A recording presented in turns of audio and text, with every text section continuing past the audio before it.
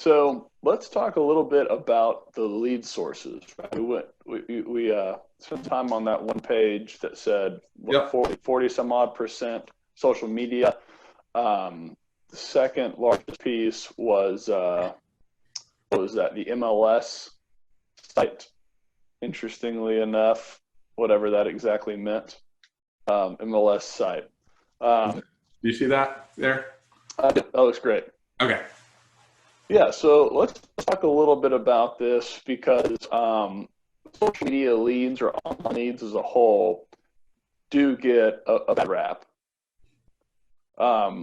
What if you are leading the recruiting conversation with, I've got too many leads, would you be interested in coming in and working them? And maybe an agent is aware of the stigma of online leads, and they say these leads are all crap. What type of conversation do you have with that person?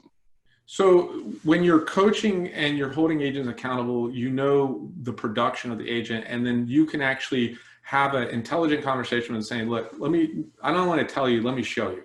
And then you can pull up the productions and say, look, here's Mary, and here's what Mary's doing. Mary on the back end of her lead system. So I'd actually pull up the Chime program and I would show them the back end of the system. Say, look, here's all the leads that Mary has received year to date.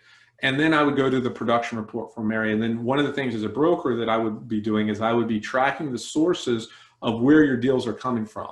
So that at the end of the year, you can validate with that agent that you have on your lead system. Look, out of your business, you did, let's say 24 transactions, 6 of your transactions come from the lead system.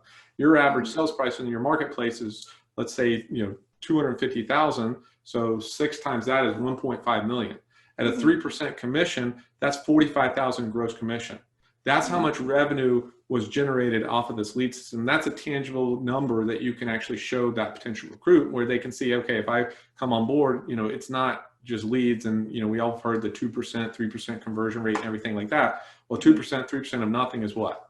Nothing. The mindset, they don't understand that. But what I do understand is, if I do this, I can make $45,000 commission. I can make $24,000 commission. I can make $18,000 commission. If you can show that and not just tell them, but show them, that's going to be impactful for that person making the decision to come on board.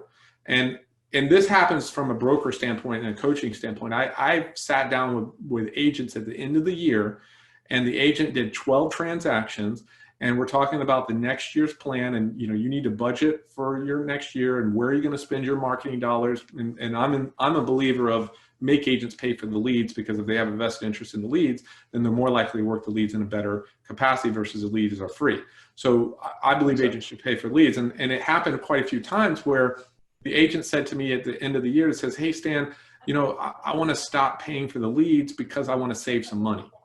And then I would say, no worries. Okay. You don't want to pay for the leads. So let's go through your transactions though last year. You did 12 transactions last year.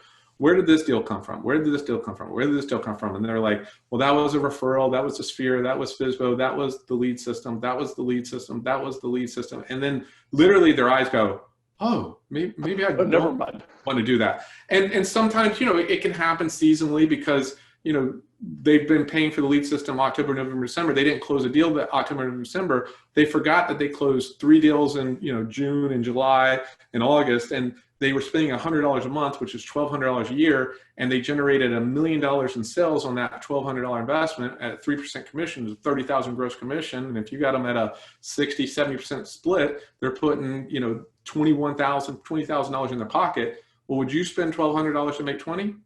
All day long. Yeah. So, but the agents and brokers aren't doing a good enough job in tracking and setting the right expectations and holding agents accountable, which is why hire a coach, hire somebody who's going to hold you accountable. It's going to give you the roadmap, and it's going to help you, get to wherever you want to go.